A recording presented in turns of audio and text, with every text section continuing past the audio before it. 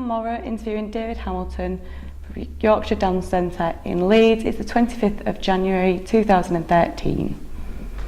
Hi David. Hello. You okay? Fine. Good. Could we just start with you just telling me a little bit about yourself? Yes, I was born here in Leeds, actually just up the road from here, St James's Hospital. My parents are from St Kitts and Nevis. My mum's from Nevis and my dad's from St Kitts.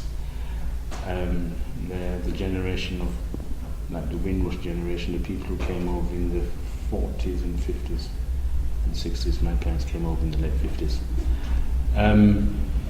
So I call myself the first generation of those people born to the parents who came here in Leeds.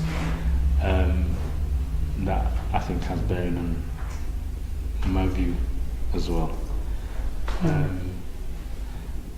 I've lived in Leeds most of my life. My career, my life, family still here. And when did you start to dance? I explain my dance in two ways. There's dance theatre, and then there's dance that I come across socially, culturally.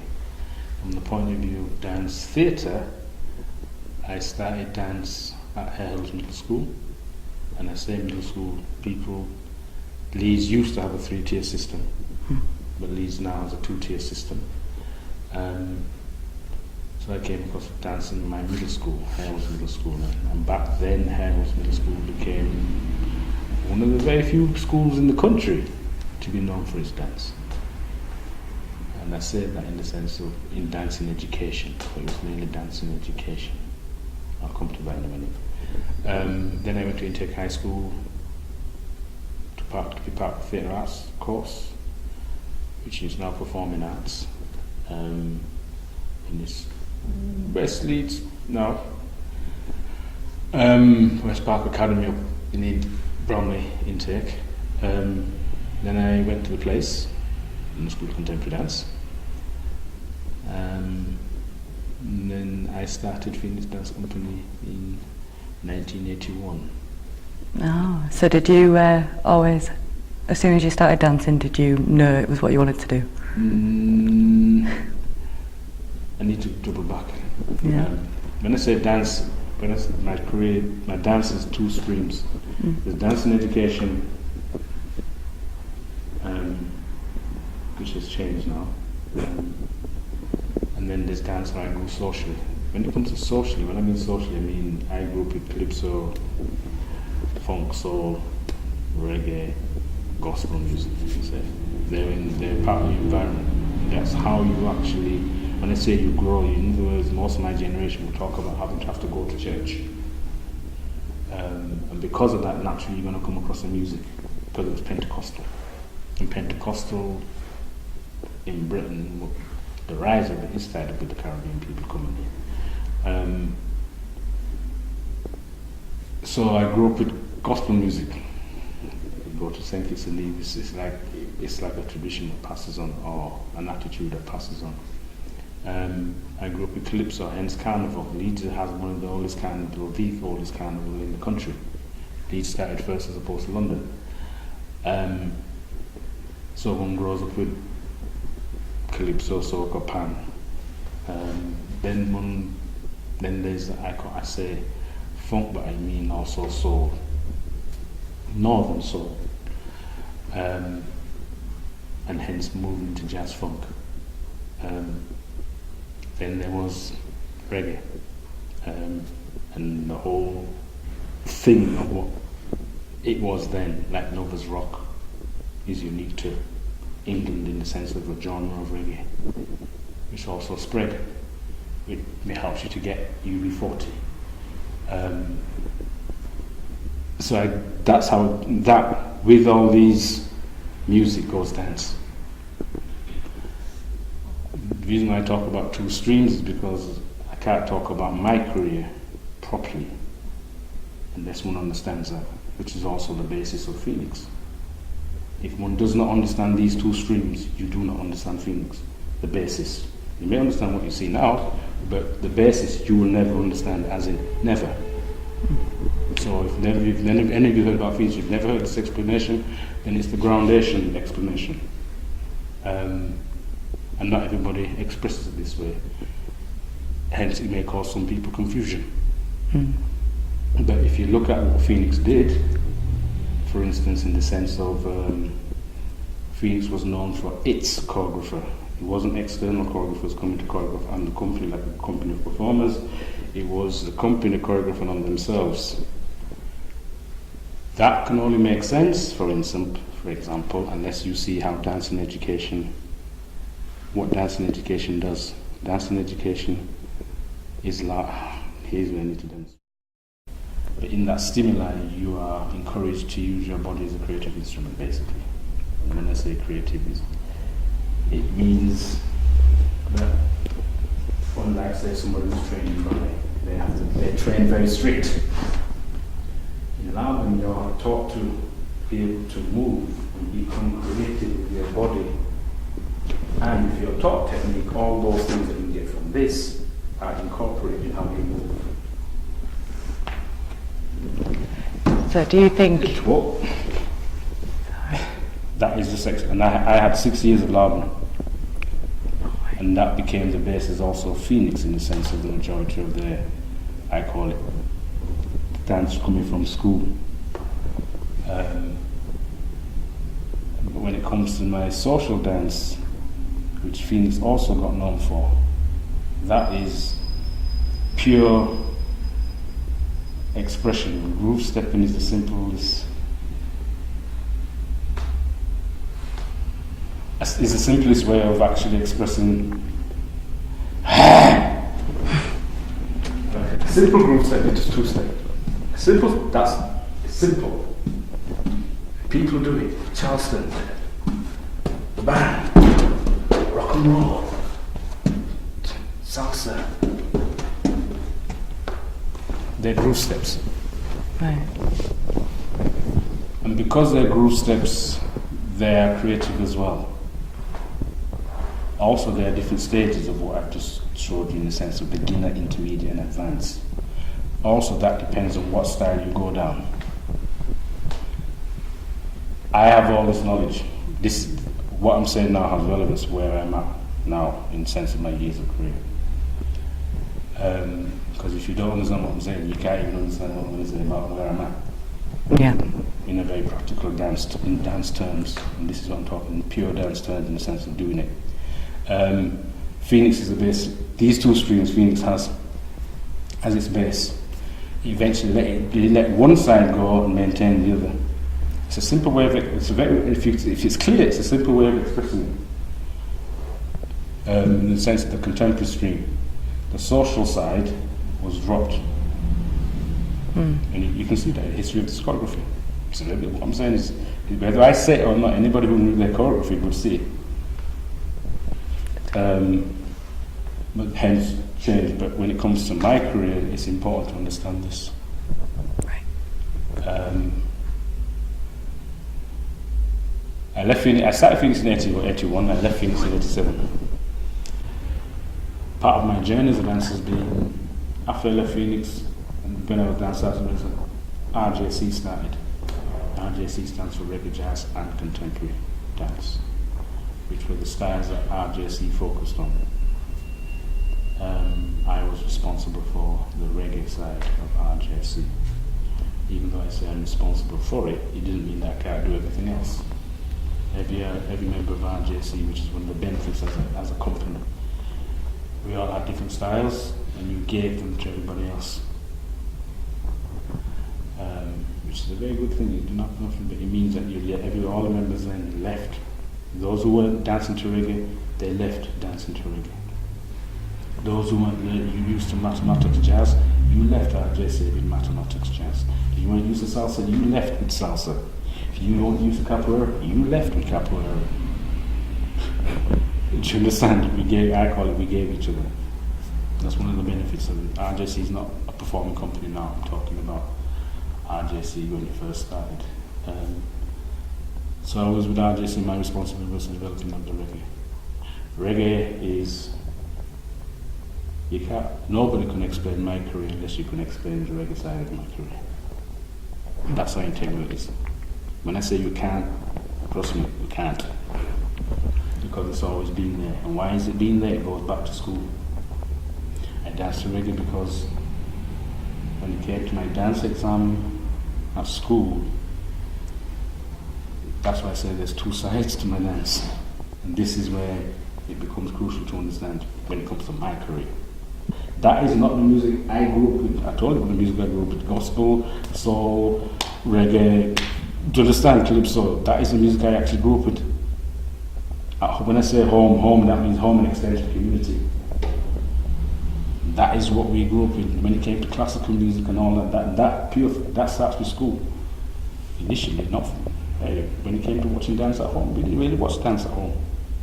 It wasn't part of our. Do you understand? If it's not part of your upbringing, then it's not part of it.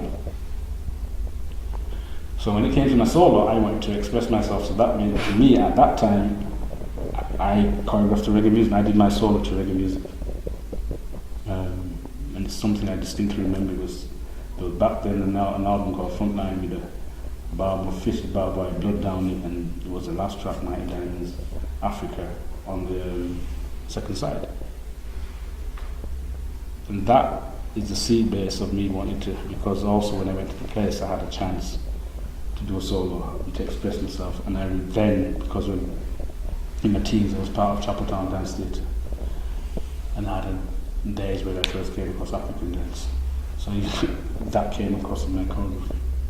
What I'm saying when it comes to cultural heritage, and as a dancer, to your fundamental thing about heritage, that to me, I express that more through my dance. Yeah, I express my heritage through my dance. I started, like I said before, I started dance at Hare Hills Middle School. I am also the third generation. Because if one looks at it differently, then there's like each year it goes on for about, I don't know, about 10 years or something. It goes on generation after generation. So there is from Hare Hills Middle School, there's been a wealth. If Phoenix had their celebration in 2011 November,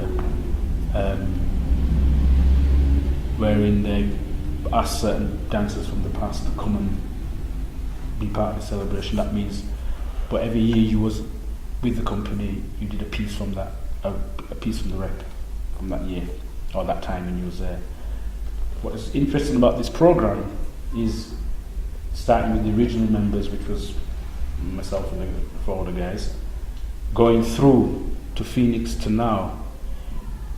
What is interesting is how many people from Hare Hills were involved just in that company, and they all started the dance at Hare Hills. We all had different dance journeys, as it were, but the fact that Hare Hills, I called it, when Nadine Senior left the Northern School, I called her Ignition. Why? Because she was a starter of a lot of people when it comes to dance. One of the most important things is how people dance. And that means, when I say about certain styles I grew up with, popular styles, have beginner, intermediate and advanced. And if you can, I explain this now, but when you're doing it, it just happens, but it's always been there. Advanced, like from when it came to jazz funk, there was a particular person in the community I came from that was, when it came to Dover Morton, he'll go down for my generation always. He raised the bar. When John Travolta and all that people kept, we were dealing with something different. When I mean, when I say jazz funk, people don't do it now, but all the days, and I mean people, the phrases that we would use, like people dance hard, people dance rock. And the reason for that, me saying it, is because the energy, the vibe, the vibration, there are things that you actually are part of it. And then when it comes to if you can dance, where it takes you. And when there's from the point of view of the people watching it, and I mean it's electric, or when it comes to skanking, if the sound system are playing rough and music's kicking, and the skanking going, bam, it takes off the roof. People go out with you go with a certain feel. but it's tied up with the dance. I use skanking in my work. Hence, it's gone through a process. But in saying that it's gone through a process, it doesn't mean that I can actually still go out and skank. I can still go out and skank. Yeah. In other words, I don't let the two get blurred and confused. They're not confused in me. They are fused, but they're not confused. Okay? So when it comes to, like going back to RJC, the R side, it's been part of my career. But if you understand why, in other words, the reggae side, because of the roots and culture side of reggae, then there is culture tied up with reggae music. In the sense that you learn about your history, you learn about people. For example, a whole generation of people through the music learn about Marcus Garvey. Marcus Garvey, just generally, no, Marcus Garvey is so well known. You can say black heroes, but I'm not going to go into it, but people learn about him through the music. Because of the way the music, and I say the roots and culture side of the music, there is not as many people. Reggae is just an umbrella term. To those who deal with it, that is what that means. It's an umbrella term. It's not when people think about reggae, UB40 or Shaggy. Do you understand? They're particular artists at a particular stage doing a particular sound and genre of reggae. Yeah, it's because am I right in thinking it's been around? Reggae is all its history plus where it's at now. Yeah. Because everything overlaps. Rhythms resurface. So in ways, people go around looking for novelty. Rhythms resurfacing, they've been doing so from time. Because of, and you must bear in mind, I'm talking because of that, culturally carries certain sensibilities. It carries certain retentions. It carries the groove step in the sense of chant step. It carries, it's a cultural carrier. That's what I can say. Hence, if you understand the dance, you understand and hence why I can produce a show on Bob Marley eventually. Or in 2007, I did a show based on called Heartbeat Rhythm Chant. The reason for the title is the heartbeat is the drum. It's not just your heartbeat, it's the heartbeat is the drum, hence the rhythm, hence the groove step. Also, Heartbeat Rhythm Chant has an element of religion to it. Not religion in the sense in the West. Religion in the sense of the sensibilities in Africa. And I stress its sensibilities because in here, in the West, dance is not part of religion. You don't conceive of it. You don't conceive of groove stepping at high level, advanced level, tied up with religion. You don't. People don't. In Africa you can. Hence why dance and music has certain cultural carriers. If one understands that in the Caribbean. But what I'm saying is, like you go to certain places in the Caribbean, land London, there are people who understand that. There are people who understand, but I said and it's studied. You go to the university, hey. But here in England, what I'm saying culturally is not understood. It's like a new education for people because they have no concepts of certain things.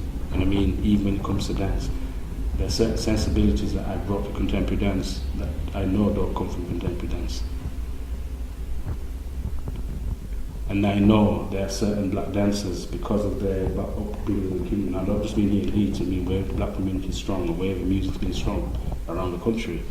If you go into contemporary dance, if you're being what I call licked by your community, it will come through in even if you're a ballet dancer or contemporary dancer. If you know what you're looking for, you can see it. I stress, if you know what you're looking for. Yeah. If you don't know, this is where the cultural side becomes important. Like any culture, there's certain distinctiveness that gives a culture. In other words, it's what separates something and gives it its distinctiveness, not that which makes us share in common. Do you understand? It's that which gives us its distinctiveness. And some of that distinctiveness is tied up with African retentions and tied up with Africa, but their sensibilities of Africa re-expressed as well.